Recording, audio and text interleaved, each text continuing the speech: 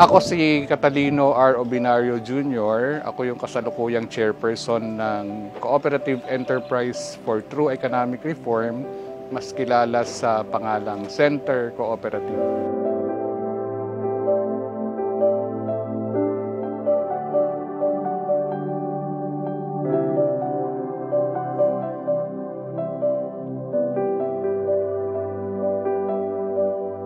Alam niyo, ang Center Co-op ang pinakamalaking co-op dito sa bayan ng Guimba.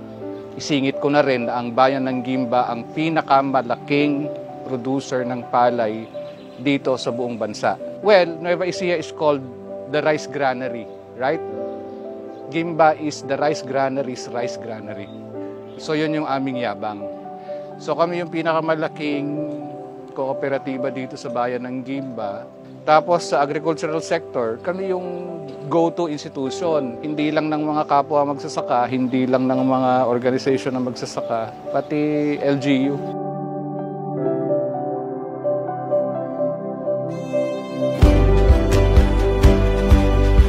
$110 million, collectively owned by 240 members with a combined share capital contribution of about 9 million.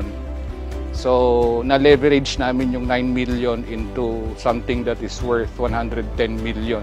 Malaking bahagi ng yaman namin ay tulong ng gobyerno at mga pribadong ahensya tulad ng FSSI. So, yun yung isang galing namin, makipag-network. Hindi lang kami magaling magsaka, magaling din kaming makipag-ugnayan para sa mutual benefit.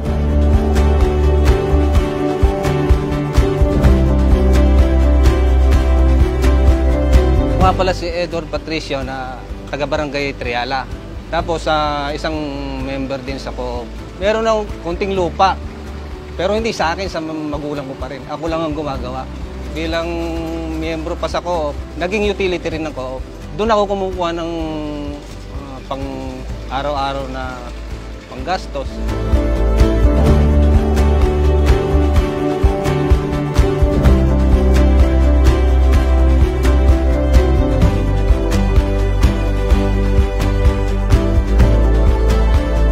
Napagtanto namin na maliit given the nature of our operation. So in 2017 ay nag-decide kami na maghanap ng mas malaking property.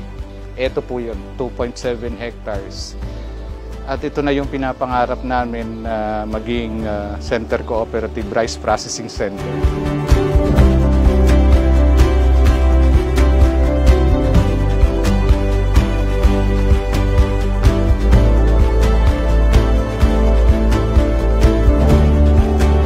Kahit ano mawala, halimbawa, meron kang tatakbuhan, kumbaga, hindi ka yung sa ibang tao, hindi ka naman bibigyan kaagad eh.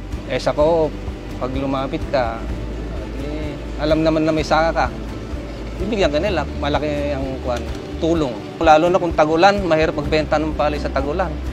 Umuulan, tatawaran ng buyer yung palay mo, mura. Samantalang sa co-op, may dryer naman, pwedeng makakapagpatuyo kami kaagad ng palay para maging maibenta sa labas o kaya maging bigas kaagad. Sa iba kasi, mumurahin lang eh. Nadanasan na namin yun eh. Kahit sabihin mong 25 ang per kilo na lumalakad, yung iba mayroong 24, 23.50. Ganun yung ibang pinasamantala nila yung farmers.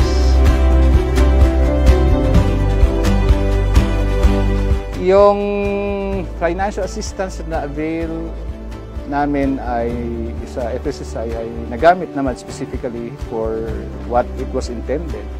In fact, medyo malago na nga yung tindahan ngayon.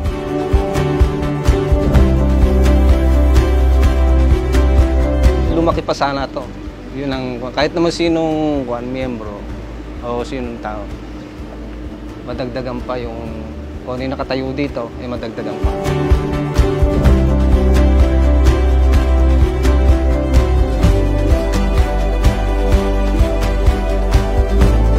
Proud ako na matatag yung pinasa nila sa akin. So, yun yung isang nire-reflect ko lagi. Hindi ako gaganahang ibigay ang aking pwedeng ibigay kung ang aking inabot ay wala. Saluhin yung mga tukoy ng pangangailangan. gawan ng paraan para maaksyonan ng lahat ng iyon. At bigyan kaming lahat ng malinaw na direksyon. Rice Processing Center.